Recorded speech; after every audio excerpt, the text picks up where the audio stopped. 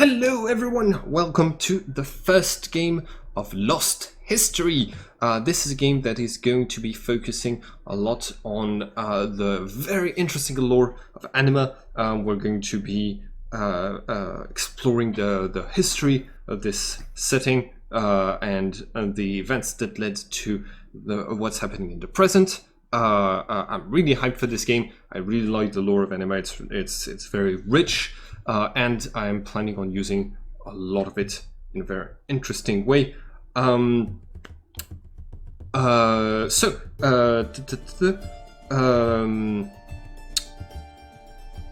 game is going to follow a group of people who are following who are members of an archaeology expedition that is trying to unveil the mysteries of the past, mostly in the country of Alberia. Alberia means the land of eternal rain. It's kind of a British, France, Irish inspired sort of place, and that is where a lot of the first arc of this campaign is going to be set. It has a very interesting lore that we'll get into, and joining me today are two players that I'm really hyped to play with. There's a third player that will join us on session number 1. Armand, do you want to talk about yourself and your character? Yes, I have the character Armand. My name is Justin. I played Anima for a decent while. I've been playing tabletop ever since my high school. Armand Gray is a local-born archer from Alberia, born from a small town near Keith. He grew up with astounding physical abilities and with a love of archery. He travels hunting from place to place, trying to push his archery skills to the limit to get the farthest shot possible. Nice. Right, and Avelbeach. Hello. My name is Sam, and my character is Carradine Rowe. We're gonna shift click to Carradine. Oh, here you go. Haha! It was already visible on my screen. Oh, sorry. It's okay. I was a weird pop-up one. He is a massive egghead. He's been all over the place to all of the universities looking, searching for things of the past. He's always had a tremendous enthusiasm for research and finding out new things, bringing to light the foundations of the current reality we live in. He goes through a whole lot to find these things too. So he's a little bit eccentric and always willing to go that extra mile, even though things get dangerous. And Alberia is probably one of the nicer places he's been looking for history. Nice. All right.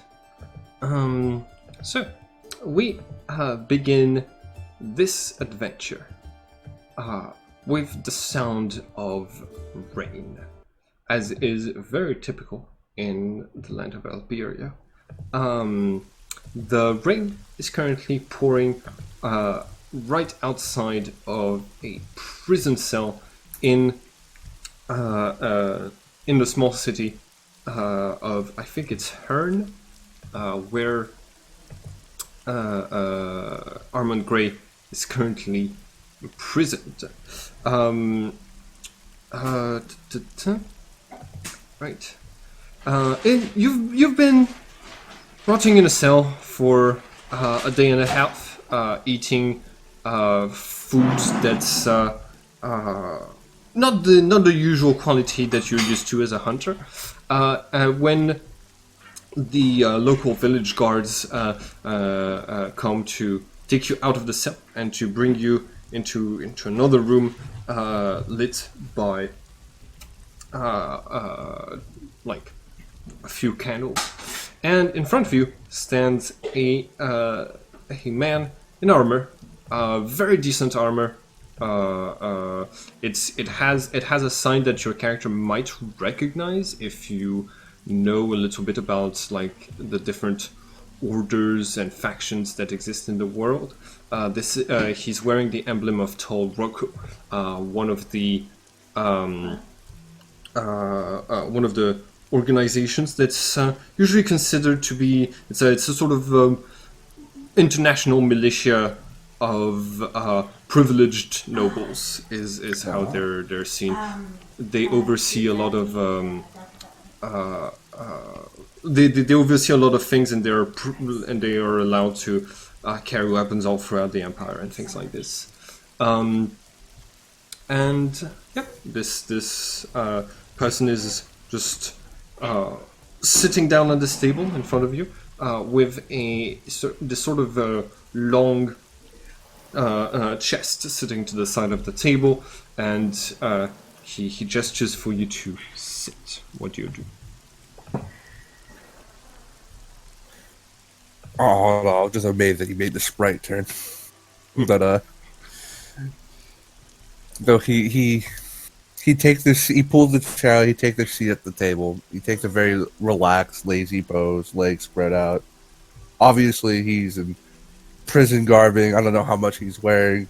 It's probably not much, but he'll just try to move his greasy, dirty hair out of his face and just look at him. Welcome, Mr. Gray. I have a favor I need to ask of you. He unclaps this chest, reveals this beautiful adorned arrow inside of it. Looks a bit old, kind of ancient, but he turns it to you. He says, could you help me out? I have found this object, and I do believe it's going to be a nuisance to keep it under lock and key. Just wanted to check something. Could you take it, please? Okay, You want me to take this ornate arrow? Yes, touch it, please. He's gonna take a moment, look at the arrow, look back at him, and then in the folklore of Alberia, is the mystical or like the arcane like spooky or I have an inclination of this may be dangerous. You would definitely have an inclination of some things can be dangerous. There is like anything that is supernatural could be, but the inhabitants of the land of Alberia have a particular relationship with this because of the Lilium beliefs. I think we mentioned your character was. I think we mentioned that your character is an atheist and that Iscaridian is Christian. The land of Alberia, the people of Alberia feed their imaginations of the hundreds of stories, myths, and legends that inhabit the forest, which reinforces the belief in the supernatural almost every day. And many of the practices and traditions have elements of arcane rituals as their basis, like drawing symbols indoors to banish dark spirits, or making an offering to the forest. So you don't regard supernatural powers as something malignant, but you judge them but they're usually judged more on how they're used. Okay. That's And then he looks back up to the man and says, "If I do you a favor, would you do me a favor?" Of course. If this pans out like I hope, then I could potentially get you out of this cell. Potentially. Well, you did commit a murder after all, so... I was framed. Well, I can pull a few strings, see what I can do. Maybe start you on your way to proving a potential innocence. Is he being honest with me? What What would I identify that with? You would roll notice against my probably persuasion. Any modifiers? No, but you're very good at notice. Always fumble. Yeah.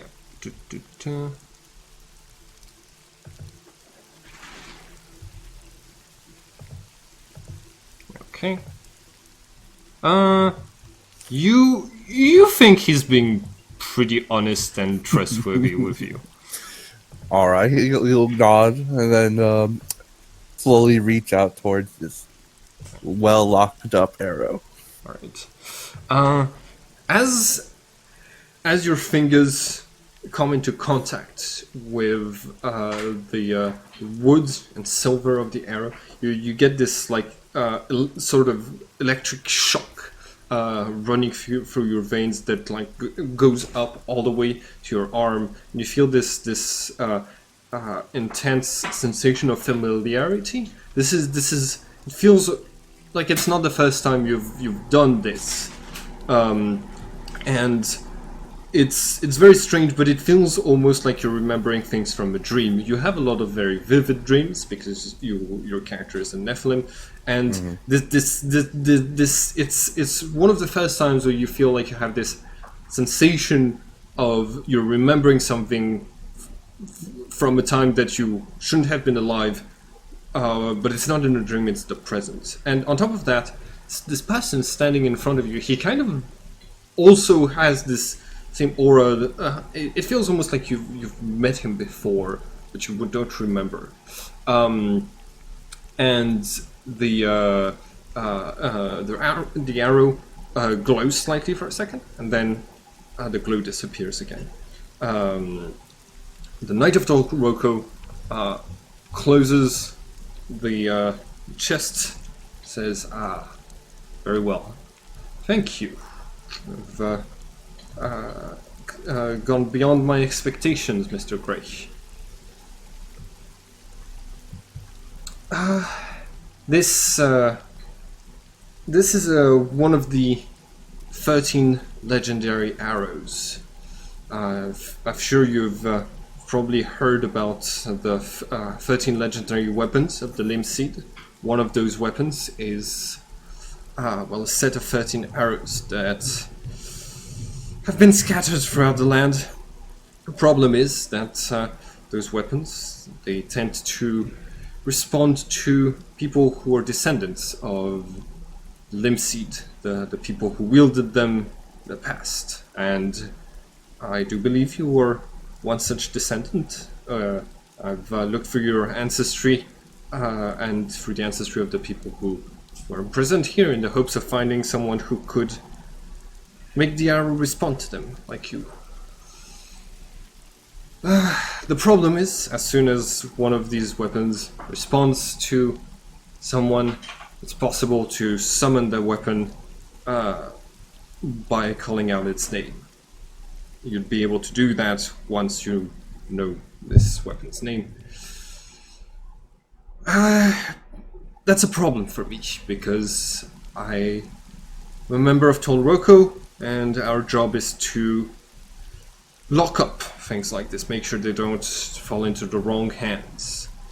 Unfortunately, something that can just disappear and reappear in your hands or in the hands of another descendant of the Limb Seed is it goes against everything that my order works for. So, I'd like to hire you. I'd like to hire you to collect the 13 arrows. I don't know where they all are, but I think there's an archeological expedition going through the land right now that is going to go through different ancient sites where the heroes of the past might have tread and left behind these arrows. And I want you to touch them, synchronize with them, and make sure that only you have access to those arrows, and then I want you to not use them for. Well, I would rather you use them discreetly. Part of my order's job is to keep all those things a secret. In exchange, I can get you out of the cell, and provided you prove your penance, pay your penance on your time with the expedition, and prove that you're not a dangerous murderer, then maybe once all 13 arrows are collected, you won't have to go back to a jail cell. What do you say, Mr. Gray? He kind of leans back. I don't really have much of a choice, do I? Well, you could try to believe in the judicial system of this land and hope that your innocence will be proven within the next couple of years. He just sighs. Really unhappy with the situation, but I'll enjoy it. I'll join this expedition of yours. Alright, very well. He kind of looks up like the clothes box. So what is the name of it? This specific arrow is called Arcturus. Arcturus. As you say the name, you there's a flash of light, and it appears in your hand. I just look at it, then I look at him. Guess it does work, huh? I guess it does. And he just tosses it back. Get me out of this cell. Alright. He takes a set of keys. He unlocks your manacles. Gets up towards the door. Says, "My name is Argus Broderick. I'm stationed in the north of Alberia. We have a keep in the Mountains of Light. If you ever come across some more trouble than you can handle, or once you finish collecting the 13 arrows, you can meet me there. In the meantime, I will keep an eye on the expedition, and if I hear word that you've escaped or done anything too extravagant with this magical arrow, you will be arrested and dealt with again. Do I make myself clear, Mr. Gray?" Crystal. Very well. The expedition is currently passing through the village. I will you will work as their guide through the different forests that they're going to be visiting. Their next stop is at the capital of Belfort before they move on to the Gretma forest. And with that, he lets you go. So he just gets to walk out there. Yep. You're handed back your equipment, your bow, your regular arrows, and your hunter's gear, knife included. Alright. I should also let you know that that Arcturus is a quantity plus 10 arrow, so it does extra damage. And I think it's the only thing that it modifies as an arrow. It doesn't. You need to have a quality bow in order to also get the initiative bonus and the things like this. It also has some other powers, but until you test them out, you won't know exactly what those are. Since this is mostly an introduction game, I was thinking, are you going to do anything specific, or can we skip to the introduction of Iscaridin? Oh, we should move to Iscaridin. All right. Right, give me just 1 second. So, it's a different day. Escaradin, you are currently at one of the most well-known places of Alberia, the Rock Circle. It is quite a famous place because it's an ancient place, a circle of stones that has been erected in ancient times for purposes unknown. That was until last year used for meetings of the Parliament. You've been summoned here by the Queen of this land, Mariel Roy. This is what she looks like.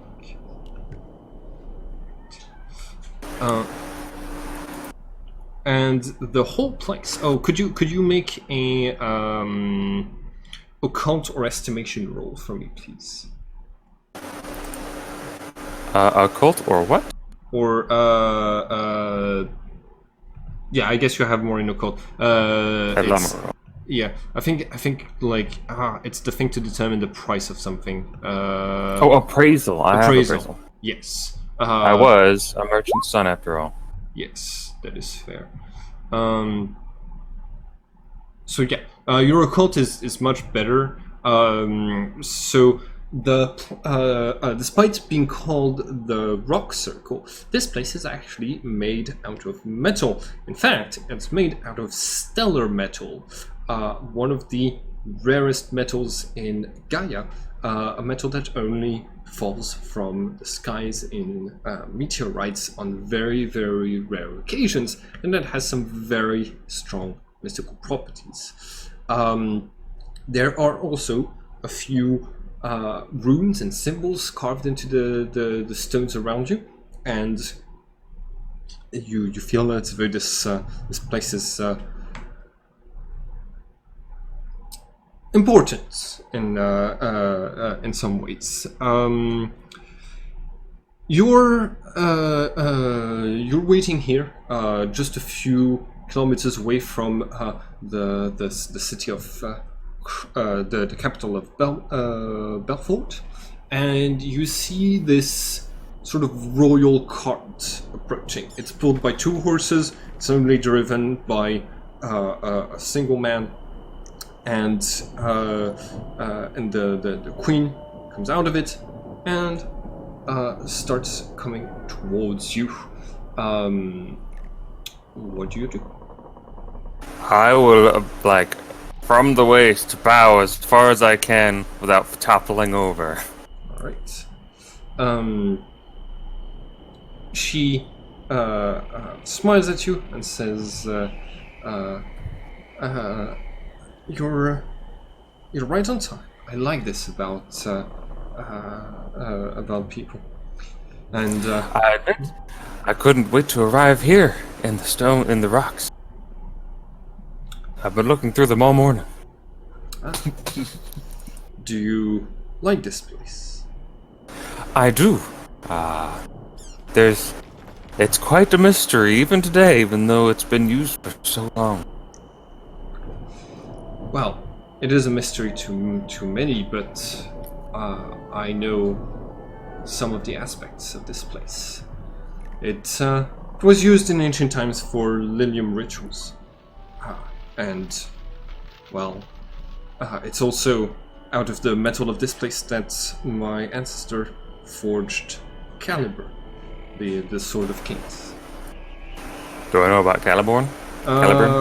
With your occult, probably. You're probably aware of like the legend of the 13 weapons and the legendary heroes, the Limseed, who wielded them. Yes. Out of this very stone. Yes. It's also here that he united the clans and under a single banner, and well, made Alberia into the unified land that it is today. You must excuse me, but I imagine you keep this place very well protected.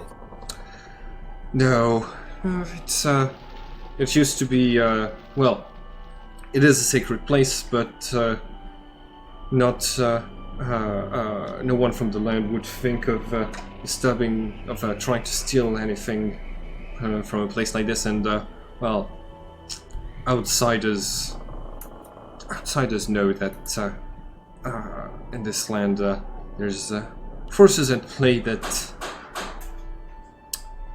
well, shouldn't be overlooked when doing something like this.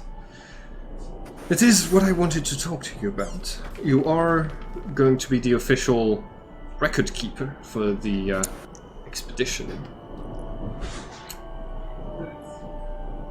I am, and that brings up a question.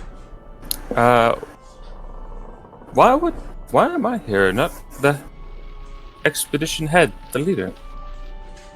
Oh, well, it's because I wanted to talk to you about a grand project of mine. You see, I want to bring back a lot of things to this land. My late brother and late father, they were men of the modern age. They wanted to bring Alberia into the modern world. They wanted to forget the past traditions, embrace Christianity and those new technologies. I have some other plans in mind. I know there is a lot of wisdom hidden in the past of our country. I know there is a lot of forces out there that people don't understand that I would like to bring to the forefront. I would like to make Alberia first land where where the supernatural is fully acceptable. For this, I'm going to need to make it appear under a good light. And I know that digging through the past of my land is one of the things that can reveal this the most. Which means your expedition is very likely to come across some unnatural things. Just want to make sure that the record that you will be holding only has good things to show about the supernatural. I want, after all, to show it in a good light for my people to embrace it before I start making announcements about my grand project. And if negative rumors were to leak, I would have to hold you responsible for this. Well, I'm sure, from a modern perspective, all history is sort of an ambiguous slate, you know? The ideals of the past are not the ideals of modern times, and even if we were to find something that in the past, or that in the modern times would be considered unsavory, unpleasant, that wouldn't reflect badly upon Alberia, to the academic mind at least. Maybe there are some who would consider it so. But what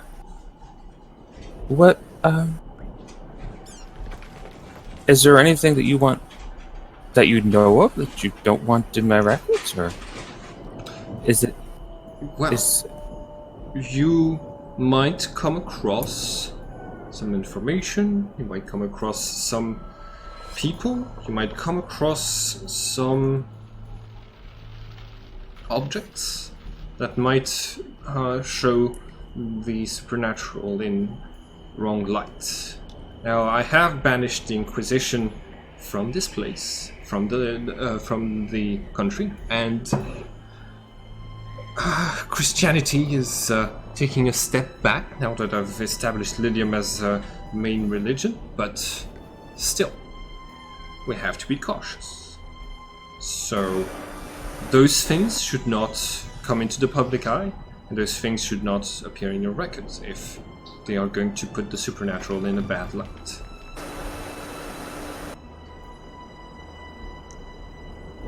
I trust you will be able to make that distinction. Yeah, I'll see what I can do. Inevitably, it might help the broader society of mankind if all the information was kept note of. Especially if there are things about the supernatural that are dangerous in these rooms or wherever we may find them. Of course. These are some of the perils of existing in this fantastic world.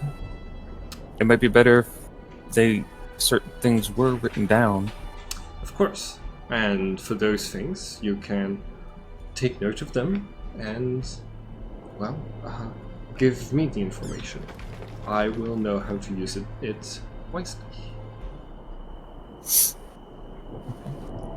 I can do that. Good. There's one last thing. Yes. I have one thing that I would like to try. If you'd like to follow me. Okay. She's starting to head back towards the cart in which she came. She says, a few months ago, one of the clans, the McBurnick, who are allied to me, betrayed me, tried to poison my daughter, and then fled the country. They have not been. Sorry. It is fine. My child is safe, but they had been in the possession of one of the 13 weapons of the Lim Seed, the Hammer Mjolnir, and none have been able to lift it because only the descendants of the Lim Seed and some rare individuals are able to do so. Does that mean that if they fled with it, does that mean that one of them was able to? One of them, Angus McBurnick, was indeed able to lift and move the hammer, but he died shortly before the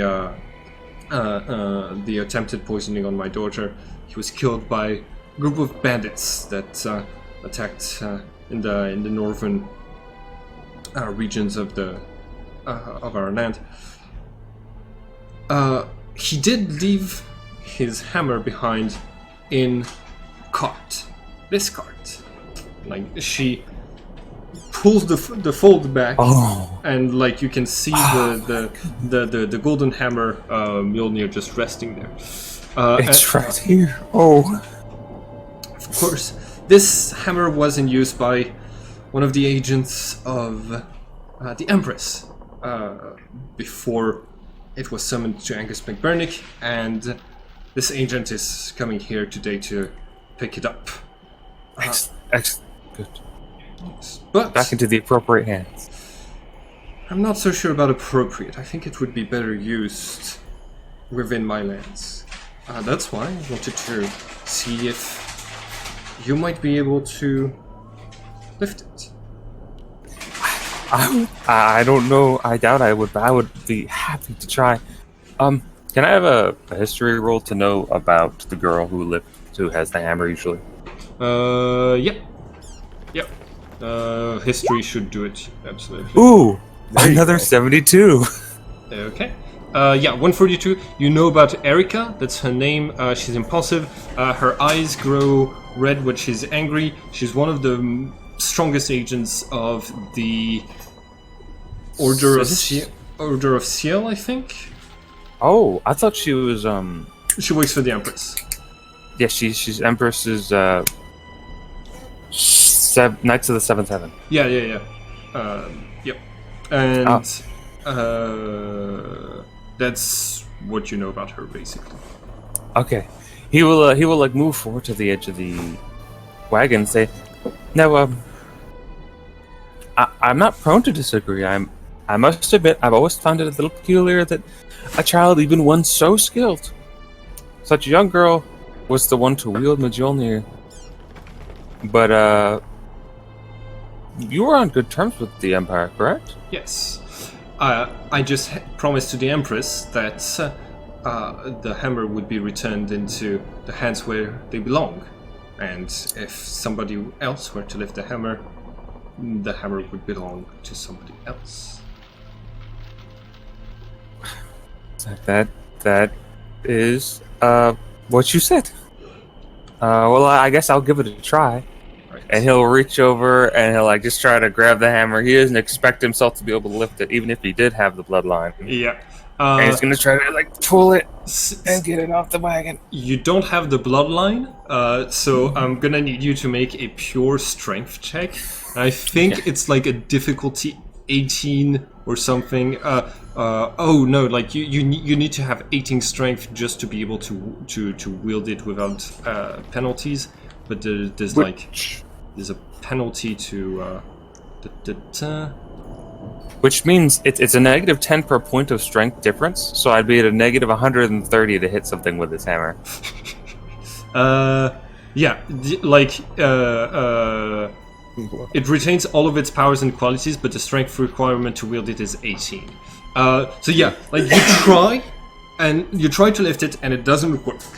And the queen leans over and she says, "No, not like that. You're just trying to use your muscles. What you want to be doing is try to call upon the spirit of the wielder, Rafasin. Call to this ancestor, to this legendary hero for help, and maybe you'll be able to raise the hammer." Like she takes a step back after she says that, and what do you do? Call to the wielder. I'll become the wielder. He is going to like put his hand on it. Let me find that. I forget what was the name you just said. Rafasin. Ratha. Okay. He's on page. I didn't. He's on page 82 of the Arcanic set, if that's what you're looking for. I just needed to know the name because I didn't understand exactly what you said. But yes. So he'll say, okay. He's going to look through all of his knowledge of Ratha Sid. Okay. And try to put himself in the mindset of such a hero, which is far beyond him usually. Yeah. So, how much do you have in style? I don't have anything in style. Okay. I technically have negative 20. Style's all about high rolling it, All man. right. I believe in you. One of the pre-requirements to try to summon Ruafasin is to have 114 style or more. I don't think your character is very brave. Your backstory didn't have anything about saving the weak or defeating great monsters. Yeah. I would like to just lightly oppose the brave thing. He has composure and likes to go into dangerous places to find knowledge. All right. In this case, you have the +10. Have you ever gotten badly hurt helping others? I don't think so. It's a possibility, but nothing serious. Okay.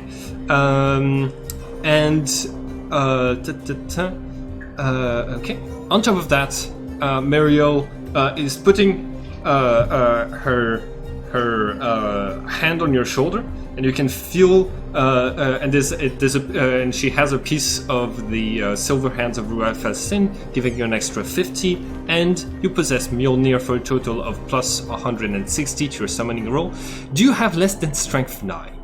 I do. Okay, so it's 140. Do you act with caution? Often, especially if there are other people involved. Okay.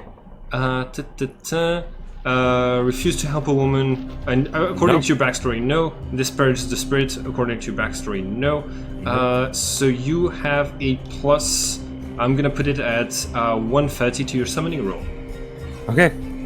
Here I go. Make a summoning roll. I have a summoning roll. I actually have a little bit of power, which helps with summoning. Where are you summoning? There you are. And you only need to do it for an instant, so you're gonna get an extra bonus for the 5 turns. Difficulty is brought down by 50 points. And where did I put? Where is difficulty brought down by 50 points? Yeah, if you only summon it for 5 turns, so it's difficulty 230. Yeah. So you concentrate, you call upon the spirit of Ruafasin, and nothing happens. Wait, what natural are we? What? I said 10, I think. Do we get doubles? Open rolls on doubles? He rolled 3-3. No, 15 is... That's at 15. What a shame. Yeah. So yeah, the moment passes, and nothing happens. And Mariel, the sigh, says, I was hoping this might work. Well, she taps you on the back. She says, best you'll be on your way soon then. Yes, I suppose it is so. Thank you all the same for letting me look and even touch this ancient artifact. Of course. Okay, just have a question to make sure you're the perfect person for this job. You do know what I was... Do you understand what I was trying to make you do? I believe I do. Like I said, I will keep note of all things dangerous. And No, just now. I have a vague idea. I've never tried such a ritual myself, but yes, I mean, I'd love to try it again later, but that actually took a little bit out of me. Oh, you don't have to pay the price if you failed the check. Oh, okay. Yeah. Okay. But, yes. She says, very well. Then I think we are in an understanding about what each of us can do. Have a nice day. You the same. Right. And she's going to order the driver to get the wagon started, and she heads off. All right. Right. Oh, Now. man, a couple more days with that artifact, and then we'll go and look around some more. Okay. Both of you join the expedition just a little bit of just a little bit before the before they are going to reach the ruins through the forest of Gretma that you have to travel through, and your characters are going to meet each other for, well, something like the first time. What would your characters be doing as the expedition is traveling? There's about like 20-30 people in the expedition in total. It's before you reach the Gretma forest, so there isn't necessarily the need for a guide yet, and you haven't necessarily been introduced to everybody. But like, yeah, what would your characters be doing on your way to the ruins? So I assume, if I may state this, Iskander is going to have like a book. He's going to be sitting in the wagon or the carriage with a book like in his lap, like cross-legged. It's his own journal, and he just has like his pen tapping at the bottom of the page where he stopped writing. But he's been that way for a couple hours. And the idea I have for him is that he's like currently using his own shorthand to write down new discoveries he has when trying to channel and work with his own magic. Is that okay? Yeah, absolutely. Like if he has to chant, because he has to chant in order to cast spells, he can say it's old proverbs in another language. Sorry, I'm a bumbling. So much time with the book goes to your head. Gotcha. You don't like. Yeah, you managed to go a bit unnoticed. Like so far, your job as a record keeper of the expedition hasn't been like. Yeah, most of the people here see you as this old scholar who's just here to write things down. Oh, yeah, yeah. 29. That's no. They can think of me as old, but it's funny that everyone thinks I'm. Yeah, this scholar who's just here to write things down and stuff like this. So, yeah. What is Armand doing? This is shortly after I left prison, correct? Yes. You rejoined with the. You've joined with the expedition, and you've traveled with them a couple of days northwards towards the Gretma forest. Okay. Yeah. Then he's probably already groomed himself from the prison dirt. During the travel, since they're not requiring his guidance just yet, he's probably be checking his gear, doing proper maintenance on his bow, probably sitting in a carriage, and then walking around, trying to get limber again. Obviously, being chained up to a wall probably doesn't do the best for your health. Right. Avoiding dust where he can, so probably never inside the carriage for long. Staying away from dusty tomes, if possible. But he'll keep an eye out. Is Carradine like catch his eye in particular? I think so. He's a bit of a weird looking dude. Yeah. Go ahead and roll notice, and there's going to be multiple aspects to this. Right. Okay. So yeah, Iscaridin does catch your attention, and there is another aspect. It's that so there's multiple aspects. So first of all, since you're a Duxarist Nephilim, and you were a dark elf in your previous life, you are able to sense other dark elves and elves. So you immediately sense that this person has an affinity towards the light, something you only feel for certain people that are very rare that you come across, but usually they're very patient and good-natured. Iscaridin, when he sees you, is going to feel your affinity for darkness. On top of that, when you first see him, you get also this vague impression that you've met this person before. This vague sense of recognition, but you're pretty sure it was somewhere around here too that you first encountered this person. What do you do? I furrow my eyebrows and I swiftly make my way towards him. Okay. Iscaridin, someone is approaching you. He's happily just tapping away at his notebook. He is very calm, and then he sees you coming up kind of quickly, and he like half slips the book closed, and he says, "Oh, may I help you with anything?" Yeah. You sense the affinity for darkness that this person has.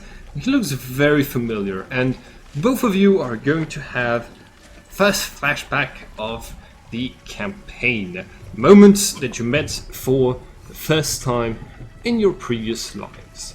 This is something that we're going to have all throughout the campaign as sort of recurring motif. We're going to have the present story and the flashback story as be two stories that complement each other. I don't like this place. Ooh. You probably shouldn't. So just give me 1 second. Okay. Let's go for this. All right. So, Armand, this is back in the day when your character was known as Rain Adolhade. Mm-hmm. Okay. I haven't got a name for your previous life, Iscaridin, so you can choose if you were named any differently.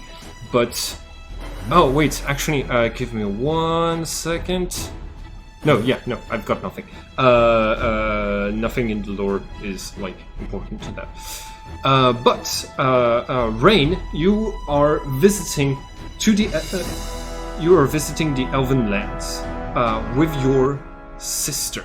She's the High Priestess Fortinbras Adolhade. She is on a diplomatic visit to Oh my gosh. to the Elven lands, and you were told to meet with your guide into those lands near here. But you've somehow stumbled into basically the site of a previous battle that involved elves, dark elves, and humans. And the angry ghosts of the past are starting to rise around you and attack you and the sister that you have you came to protect.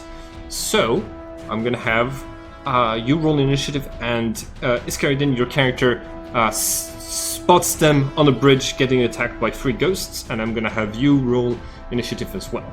Do I have my bow out? Yes, you have your bow, and your arrows can't touch energy in this setting. Like, in What this- about my spells and stuff? Because I only have Earth right now. Yep, basically your character sheet is the same in both both in flashbacks and in the present for most aspects. So you knew about the same amount of earth magic as your character currently knows, and this is what the ghosts look like. Oh wow! Like they're giant floating heads for their sprites, but yeah. I love the sprites. Thank you very much. Those ones I did not make. Those ones were from the game Breath of Fire 4. I know. I love Breath of Fire. Ah, perfect. Okay. Initiative, everyone. Ghost. And initiative. Ooh, I'm gonna add the turn order.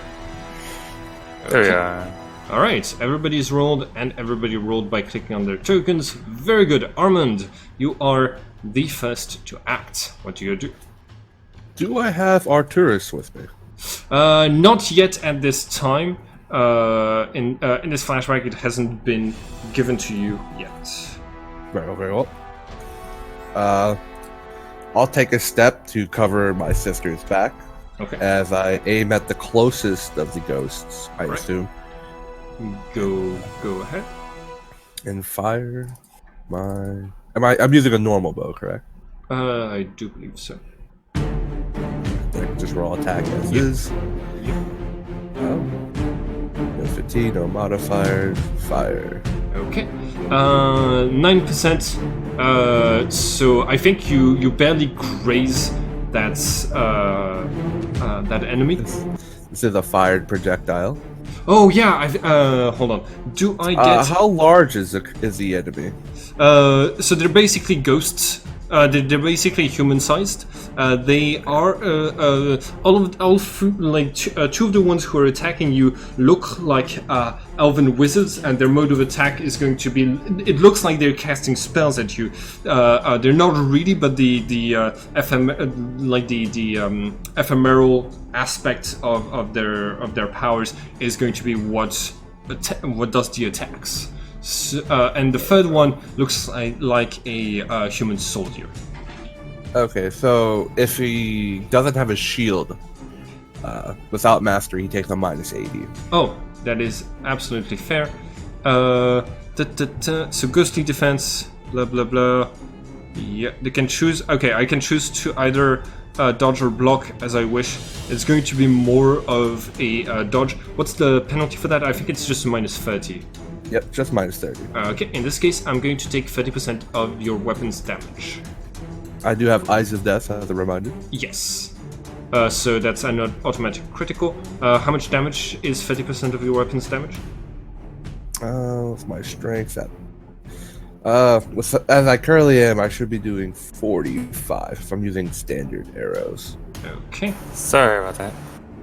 It's okay. Okay. So 30% of 45 is 13.5. Oh, thank you very much.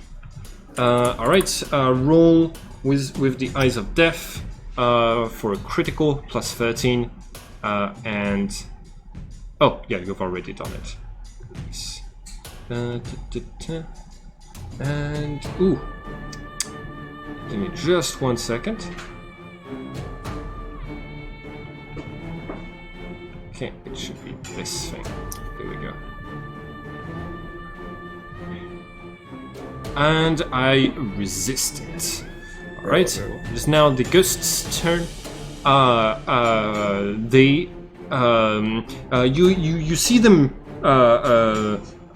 shouting, and one of them is giving orders to the other two in Elvish, and it feels almost like they seem to still be stuck in the battle in which they died.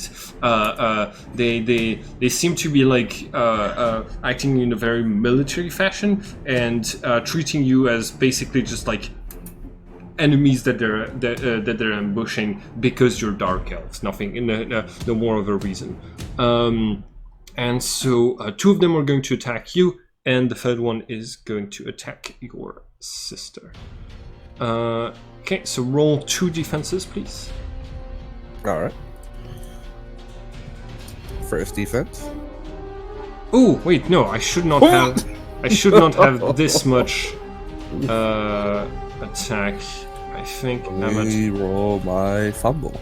I'm at 80. Oh no! The end of the game already. End of the Oof! I died yikes. the flashback and Armand fade from existence. Oh. Well, I mean, technically, if you die, that just means that you left that body and came into this body. He's like, man, that No sucked. more flashbacks. No more flashbacks allowed, Yeah. unless they're retroactive flashbacks. Also, technically, you did more damage than this because I had less defense. So it's actually going to be still not enough to do a critical, but yeah. Okay. Yeah. Let's see. On the defensive. Yeah, you're immediately on the defensive from this attack, and... Oh no, the ghost I shot. Huh? Oh, yeah. Yes, this ghost is on the defensive, which means one is going to shoot you, the other one is going to shoot your sister. Alright, let's see what my percentage of damage is based on your very poor defense. Okay, so that's 181 plus 81 and a minus 128. That is 130% of my weapon's damage, which is What type of damage? it's a small fireball with 40 base damage, so that is going to be 0.4 times. I was wearing my armored long coat. All right. What is your armor against fire? Fire will just be heat, which Yes. is just 1. Just 1? Alright, so it's 120%. You take 48 points of damage. Alright. Could have been worse. Yep. And the last one is going to attack your sister.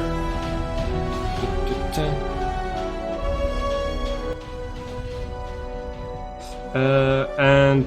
Oh, I have... Just give me 1 second to check something. I'm going to roll that magical defense.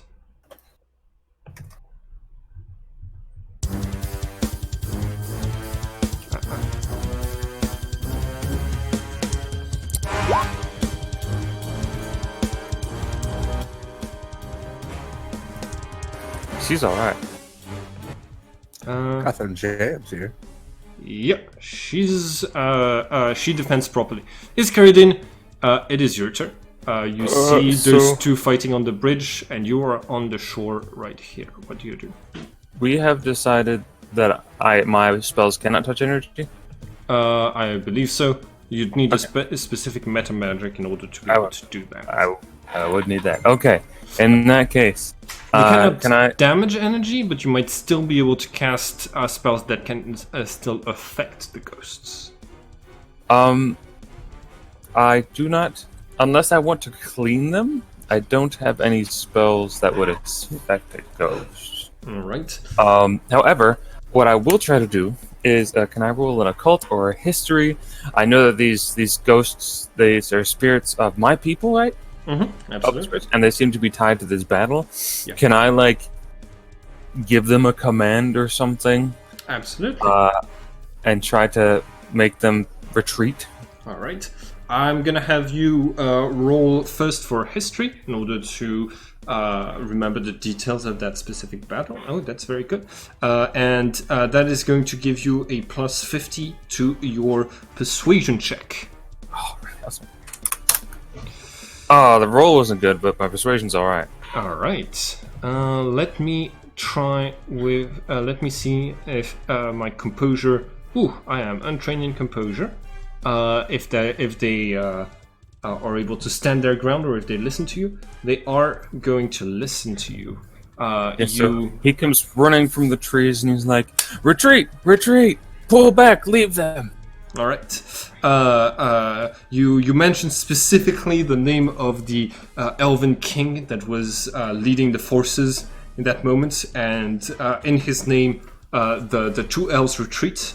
The two ghost elves fall back, and the human who was with them, seeing himself completely outnumbered, is going to disappear as well, and that is the end of this battle.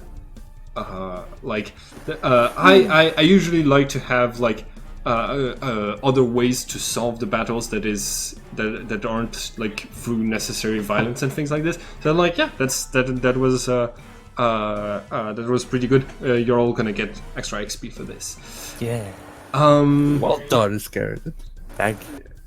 So I am the worst fighter in existence. Well, So I plan to do that a lot. Defeated the enemy, so yeah. And what do you do now? I'm going to wave over to them and say, "Hey, welcome. Sorry for the ghost. Well, what are you doing here?" Armand swiftly turns around, arrow still in his bow, cautiously. We are envoy of what, the Dark Elves?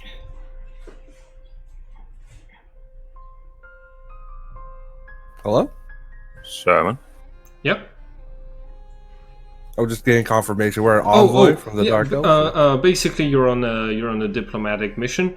Your sister is visiting. She says she has an important message for the elves, and the elves. Are we expected? Yes. Is carried in. His character is here to welcome you. We are the diplomatic party from the Dark Elves. Who are you? Fudge. I don't have a name for his old self either. That is fine. I'm sorry I gave the other two a name because it fits. Just become Merlin. Merlin. I'm gonna spin on that name, and I'm gonna say, "My name is Merlias. I am deeply sorry.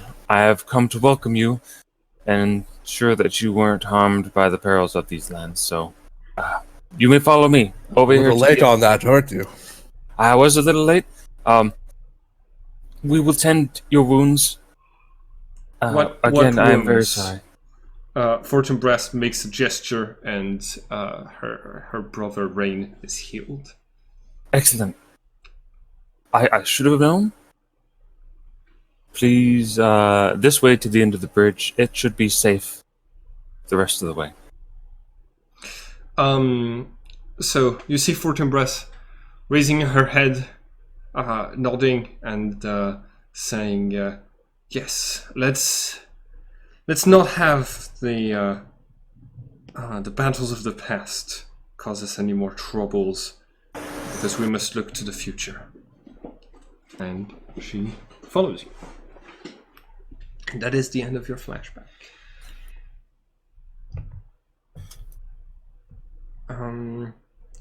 And yeah, both of you have remembered approximately the same scene at approximately the same time.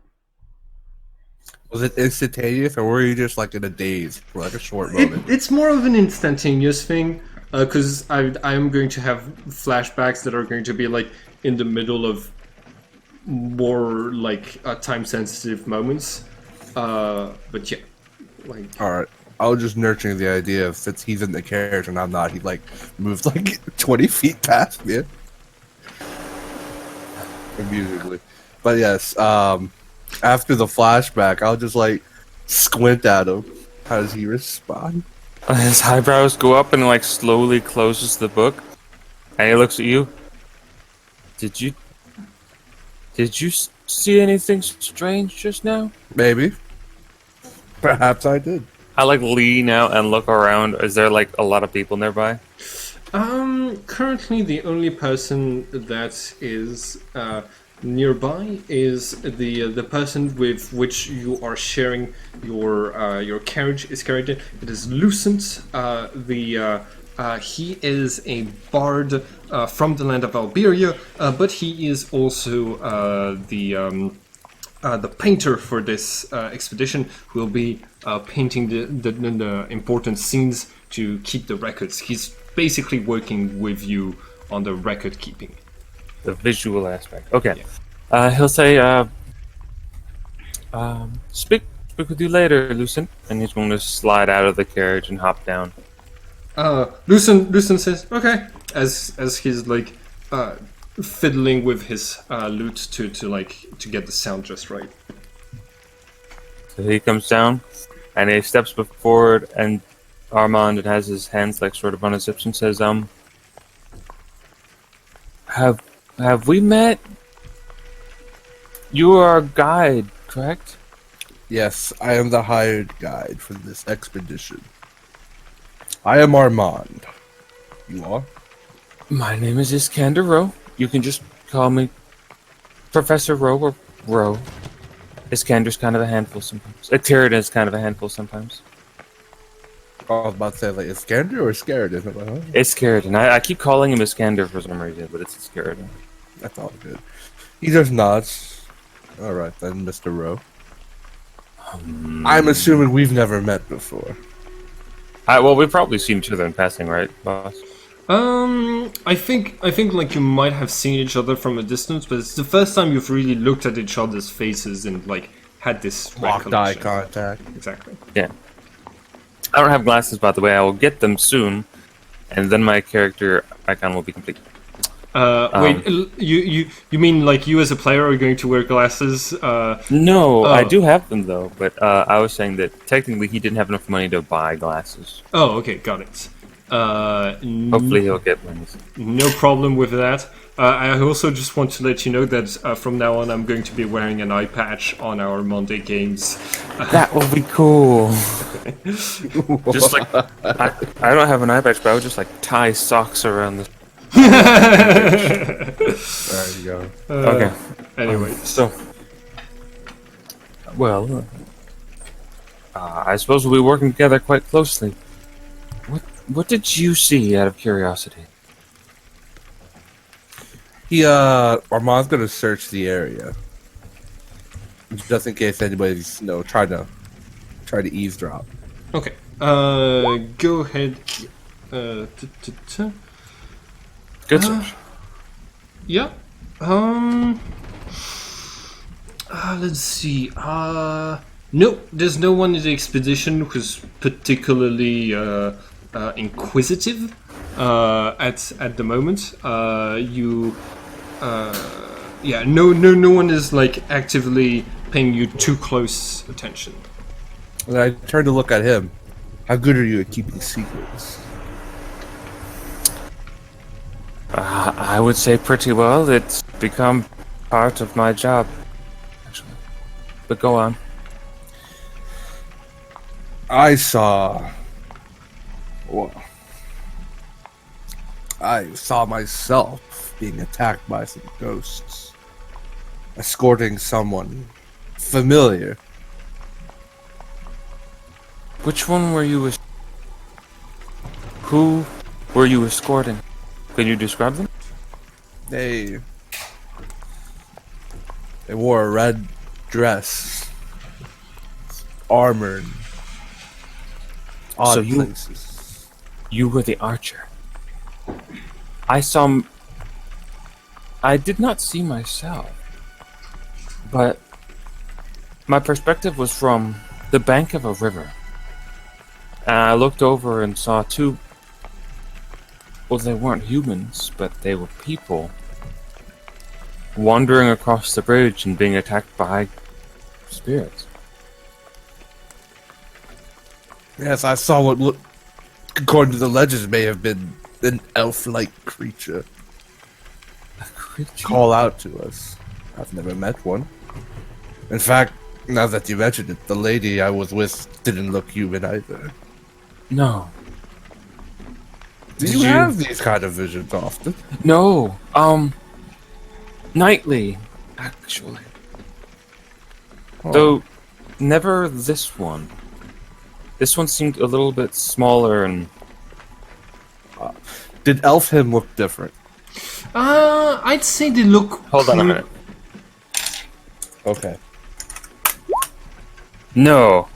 Well, yes. I actually...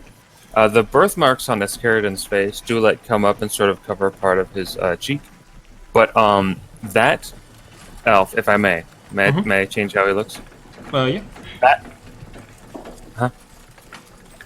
Like, your facial features will be similar, but and as an silver Nephilim, I'm pretty sure you like you're supposed to, as a human, look quite fair and even featured, but like you can still have the birthmark and things like this. Could I say that in my past life, the birthmark was a lot more... It might have actually been a tremendous scar. Sure, yeah. Okay. So the features are very similar, like the facial structure, the structure of his skull, besides being slightly elongated and finer as an elf. But instead of this birthmark, he had like a tremendous red scar that sort of crossed his entire face as though he'd been heavily burned. Did he wear glasses? Yes. So different from the character. Yeah, understood. You know, he kind of looked like you, except, you know, instead of a whatever that is on your face, he had a scar, glasses. Really? Well, actually, that's news to me. I have never seen what my perspective was. That's actually kind of worrying. But thank you. What did I look like? You said I may have been an archer individual escorting this lady. Yes, I would place you among the same race, the same features. You had the same skin tone. You had the same pointed ears. The same supernatural luminosity to your eyes. It was quite fearsome. He furrowed his eyebrows and thoughts. This has been enlightening conversation. Yeah. I honestly don't know what to think of it, and when I don't know what to think of something, I go and write notes about it. So, I will, unless you had more on the topic, I will speak to you again very soon. While I think this over. Well, he looks at the rapidly approaching forest. I may be busy in the short time to come. I suppose we all will be. But I'll keep this in mind. I would hope you were not to mention any names in this notebook of yours. No. I use my own shorthand. I can show you if you'd like, but it probably wouldn't interest you. That's okay. Quick question, does Armand know how to read? You would probably know how to read, not necessarily the Latin, which is the equivalent of the common tongue in Is Anima. this from... Yeah, it's from Dirge's Bizarre. Okay. Yes. That's the arrow. I've never seen it, but the art style is just Yeah, everywhere. very recognizable.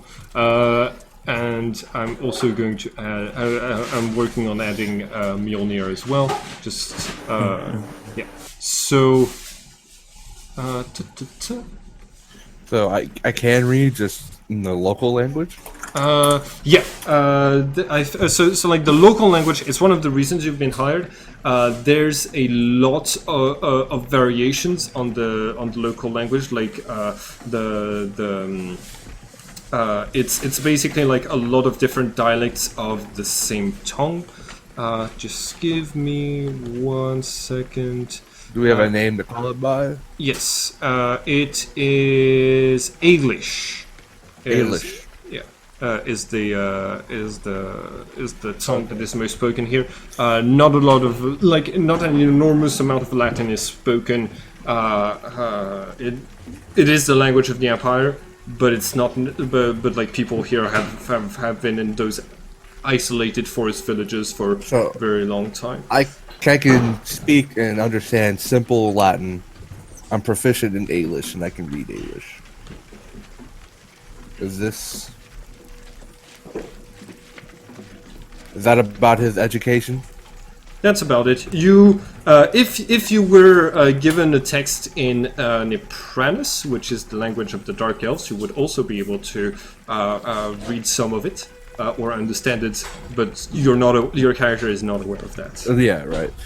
Well, I can't read Latin if you have to write it. Well, it's not in Latin. I generally add a little bit of every come across. Hopefully, nobody I've met can read all of it. Well, that's rather handy. I suppose I like you're to think a historian? Yes, historian. I study all sorts of things, really. I've had quite a wide variety of teachers as well. Oh, so you must know a lot then, huh? I like to think so. I can't say for certain that I'm... a layman like me. You seem obviously a layman. Well, you obviously will have your skills as well. We probably wouldn't be able to find what we're looking for without a guide. Oh, I hope I can find it. He just looks off into the distance. Well, it was fancy talking to you, Mr. Rowe. Or Agreed. I'll be heading off to the front now. Alright. I'll speak to you again soon, hopefully. He nods. Right. He's gonna immediately go and pick up his knees so that his book is facing away from Lucent and just writing all sorts of stuff and all the details he can remember. Alright. Also, this is what Mjolnir looks like.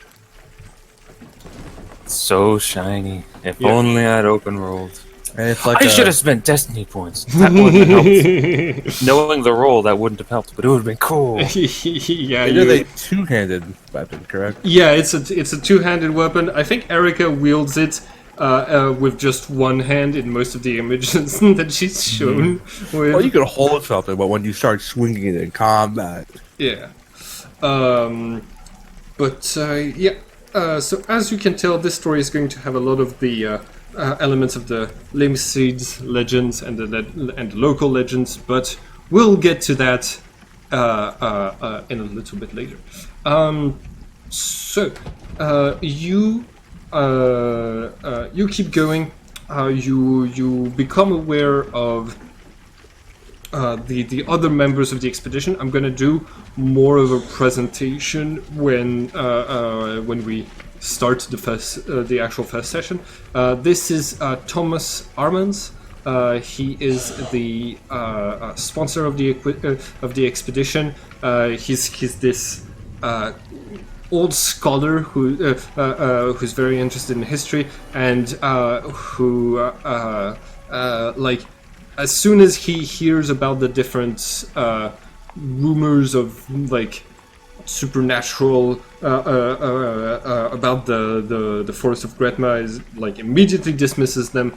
And there is Sophia, the head archaeologist. Sophia and Lucent talk as if they've been on an expedition together in the past. And if you want to check out that expedition, you can always watch my video Ruins of the Old World playlist on the channel. It's basically it's very similar to this, except it was in Stygia, the equivalent of Egypt. After going through the Gretma forest for a little bit, Iscaridin, you are going to notice something. It is a place that is very supernaturally charged. So while you are inside of the Gretma forest, you recuperate Zion at twice the speed that you normally would. Well, I get a lot of zeal. Yeah, and you arrive in near the ruins that are going to be the first ones out of a longer list of things that you can visit. As soon as you arrive here, the like a little bit after you've like set up camp, Sophia is going to take you on a hill above the site and is going to show basically like what the first findings of the were and the clues that the expedition is going to have to work with. So I've written it in white. You're able to see it. So she's basically going to like talk to most of the expedition, saying, "All right, this is the ruins that we're going to be observing. We don't know exactly how far back they date. We know that they've been an important Lilium site for a very long time. Here's our first mission is to try to determine what this place was for. It doesn't seem to have been a habitation from the look of it, and we don't know exactly what the purpose of this site was. Once we've determined what the purpose of the site was, we can start uncovering more and more aspects." So she starts to point. She says, "So here's the features that we already know about this place. We know that there is a large remains of an ancient anvil right next to the entrance. We know that there are yew trees growing all around it. I know yew trees are important to the Lilium religion.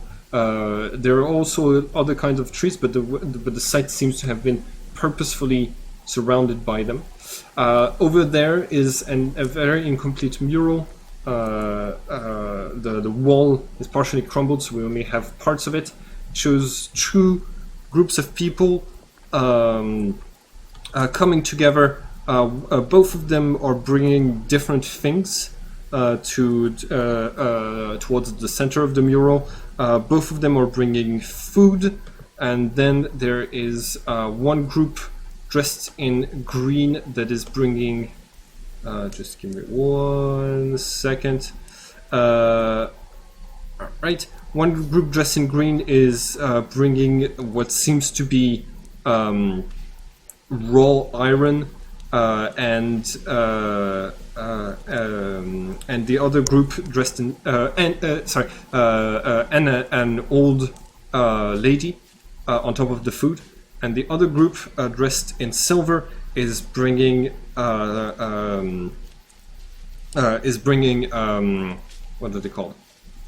A silver knife, silver objects meant for forging, and a very old man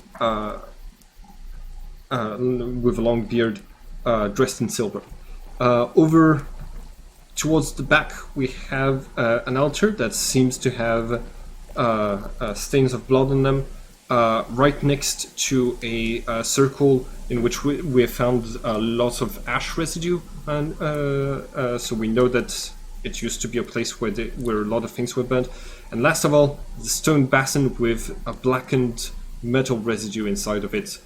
Right, everyone, let's get to work trying to understand what this place is. She starts giving directions, and everybody starts doing their own things. Lucent immediately starts like setting up under a tree to paint what is happening, and everybody gets to work. What do your characters do? I want to investigate this bunny. Sorry. I've noticed it too. To be friends with the rabbit. Well, the first thing I'm probably going to do is go to the mural. Okay. So I will have something drawn for the first session, but right now it is exactly so. Basically, it looks like it was a much larger mural. Just the wall collapsed, and the only things you can make out is basically at the bottom those two groups coming towards each other, carrying those different items and bringing those different things. Now, you said that the old man has a silver knife, and his has a bunch of silver crop harvesting tools. And he wears so. Okay, so the people who the people who wear silver, they're coming with forging tools. Forging tools. A silver knife, food, and an old man. The other group is coming with food, an old woman, and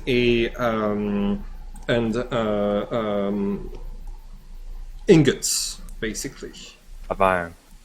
You don't know if it's iron specifically. You know it's like ingots of some sort of metal. Gotcha.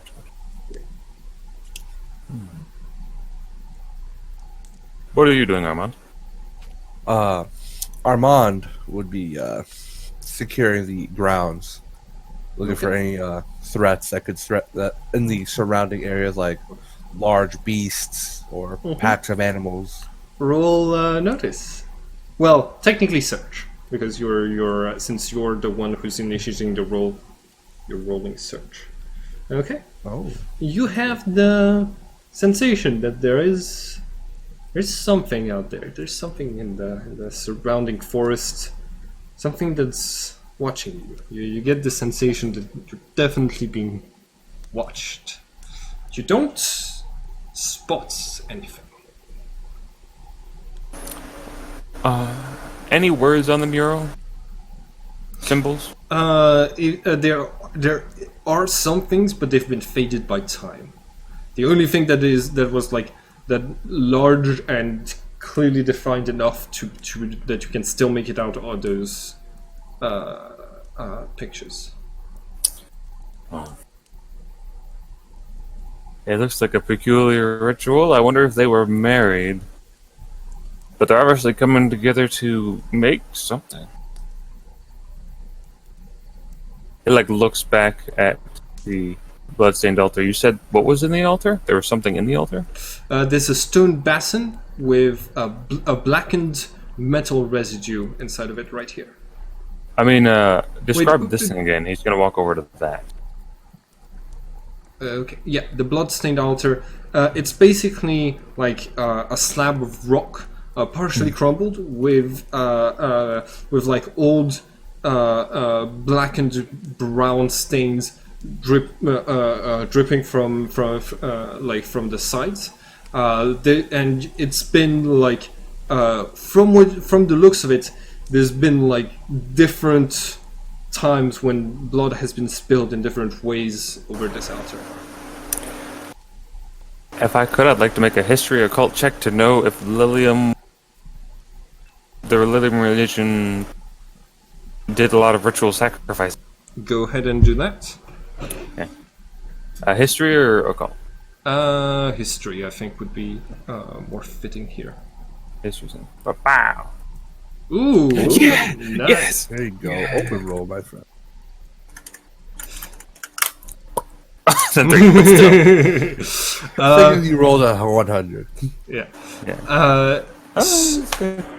So here's what you get. The Linium religion isn't about worship. Like from what you know, they pray to the mother, which is like an incarnation of nature, but they never pray to her directly. She doesn't ask for worship or anything. So there isn't like this incentive to please the gods of the Lilium religion. So there wouldn't be a ritual for a sacrifice for religious purposes, but there is a very strong relationship with death in the Lilium legends. The Lim Cids are heroes who were supposed to be able to transcend death, and their weapons have exited the flow of souls. A lot of legends are about banshees announcing death. A lot of the weapons of the Imsid have powers related to death, and it's a lot about like the acceptance that death is a part of the natural cycle. So, if you know that if there is some sort of, blood ritual, death ritual, it's more about the passing on than anything else. I'm going to. Who's directly nearby me? Is anyone within earshot of me? I think Armand is currently who's scouting the perimeter around you, looking suspiciously alert. Hey, Armand. I turn. Would you mind just perusing those yew trees and seeing if you can find anything that the other archaeologists might have left, like maybe some carvings in the wood? He looks around one more time, just nods. All right. And as he goes over there, I'm going to say a word very softly and innately cast. Hold on a minute. It's the find minerals spell. Okay. It is detect minerals. He can cast it innately. I'm looking for silver, even like residue, like scraps of silver. With the high magical energy, does he get a bonus to his innate casting? No, Do I? no, it's only to regeneration. So blackened, silver becomes blackened when it grows old. So the blackened metal residue that was in the basin right over here immediately triggers your detection, and then there is also the sense of you also detect some silver coming right from Armand's. From one of the arrows Armand is carrying. It feels exactly like the same type of silver. Like same composition, same everything. He's gonna let Armand do the searching of the yew trees, and he's gonna walk over to the blackened metal stone basin for now. Okay. He's just gonna is this like a place where this isn't a place where metal would be smelted or something, is it?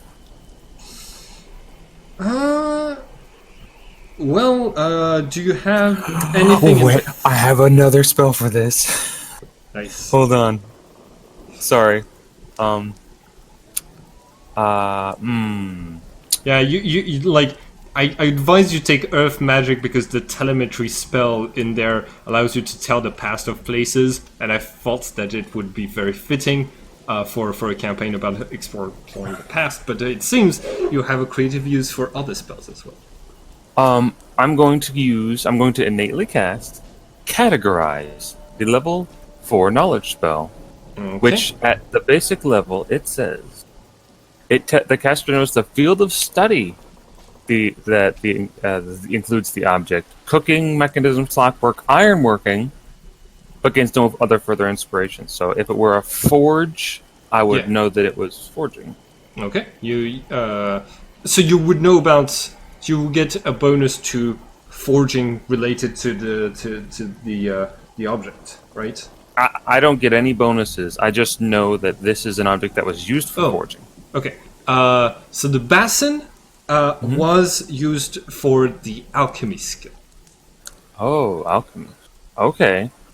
And I know the alchemy means the creation of artifacts. Alchemy. Yeah. Yes. Okay. Ooh. Cool. What does Armand see? Armand, you're looking through the yew trees.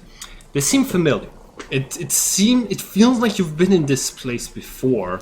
You don't know if they were the same or something, but like there's definitely some of the trees that look very familiar. There is a willow tree to the side of the yew trees that like really catches your attention, but you don't really know why.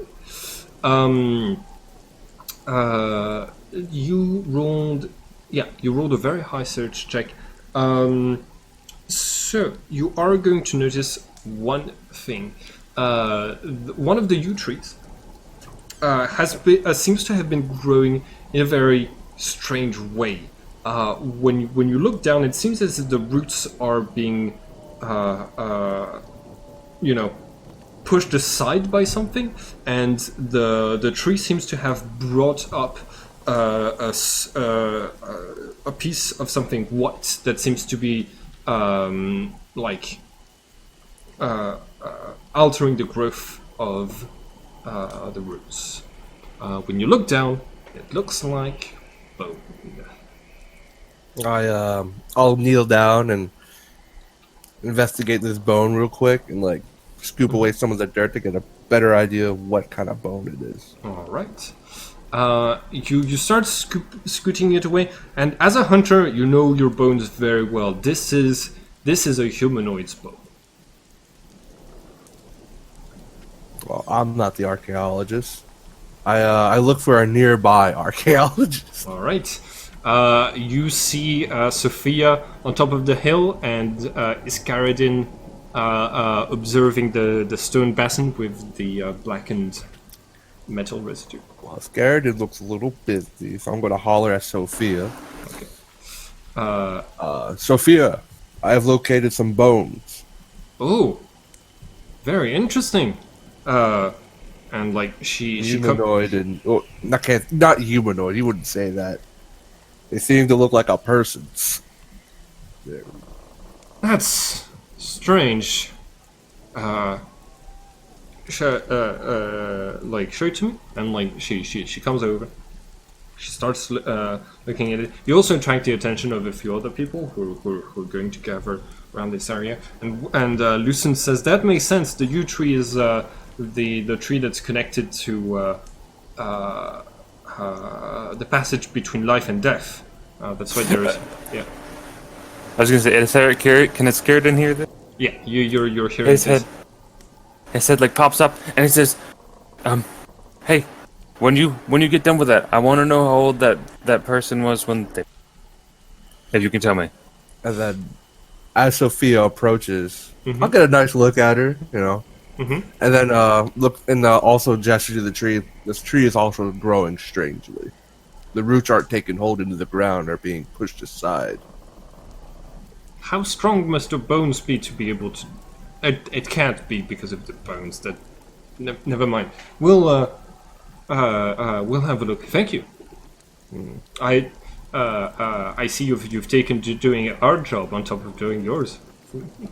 Thank you, Mr. Gretma. And then he'll send a wink. Yeah. Style roll? Style. Yeah, go ahead, roll for style. Oh man. It's gonna be garbage. Oh, that's a good roll though. Yeah. Decent. Wait. Why do you have only -5 style? I have a power 4. Oh, but you're also untrained. Oh, so let's make that a 24. Yeah, so that's a 24. Routine yeah. style. Yeah, you can win. You the pick one eyeball. The air is blowing. The wind is blowing the hair into your face, and you look. Your cloak is blowing stylishly, but that's about it. Natural phenomenon. Nothing happens. All right, and I think this should be a good spot to end this first game. We've established a little bit of the mystery that's going to be central to the first scenario, figuring out what this ruins is, and things like this. And we can. I don't want to get into too many details just yet because I would like to introduce the third player to all of this before we really get into it. I hope you both had as much fun as I did, and I will see you next time. Having a great time. Yeah, it's been fun already. Alright. I don't think... Yeah, there's just experience points. I'll give them after I stop the recording. Hi everyone, and thank you for watching this video. If If you want to keep up with all of the adventures on this channel, don't forget to subscribe and click the bell button so you can get a notification each time we upload the next episode of this story. And it would be very nice of you to like and share the video to help this channel grow. Have a nice day, everyone.